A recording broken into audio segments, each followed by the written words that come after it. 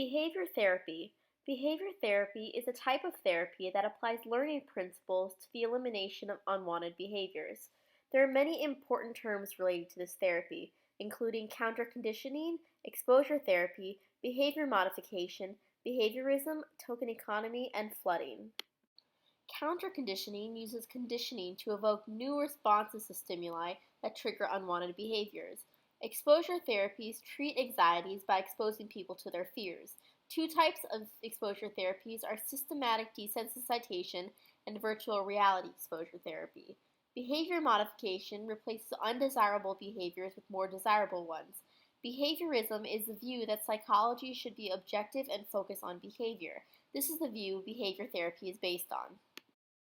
This is an example of counter-conditioning. The bunny rabbit originally made the child upset. However, with the introduction of a new stimulus that makes the child happy, in this case milk and cookies, we are able to counter the effects of unhappiness, making the child respond happily to the rabbit. This shows the steps of behavior modification. Other terms are token economy, a procedure in which people earn a token when having a desired behavior, and can then exchange those tokens for privileges. Flooding exposes patients to painful memories, eventually reintegrating repressed emotions. Aversive conditioning associates unpleasant states with unwanted behaviors. And anxiety hierarchies are a series of graduated anxiety-arousing stimuli or situations used to treat anxiety. This demonstrates aversion therapy of reducing smoking by associating cigarettes with nausea.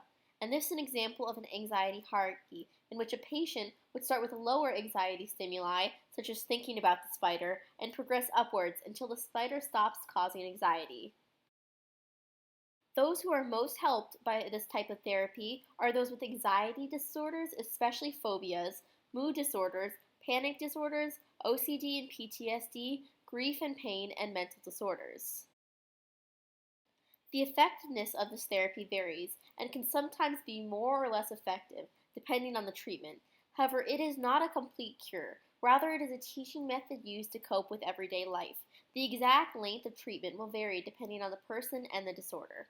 Some myths are that behavior therapy is too mechanical and technique-driven, limited by evidence, only treats the symptoms, and that the past is unimportant. However, contrary to these beliefs, behavior therapy focuses on the relationship between patient and therapist. It works on treating the whole person through the biopsychosocial approach, and there's much evidence on the effectiveness of this therapy, as well as using both history and childhood to complete the treatment. Behavior therapy has an overall success rate of 50% that will vary depending on disorder and person. It also has a proven treatment success for many disorders.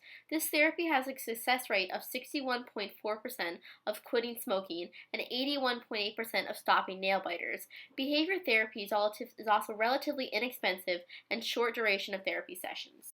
In addition, in much of behavior therapy, the client is an active participant in the session. There is also less interest in delving into patients' childhood and past because the focus is more on thought processes and behavior. Behavior therapists are also numerous and relatively easy to find. It is also a natural and safe way as it focuses on beliefs and behaviors rather than treatments.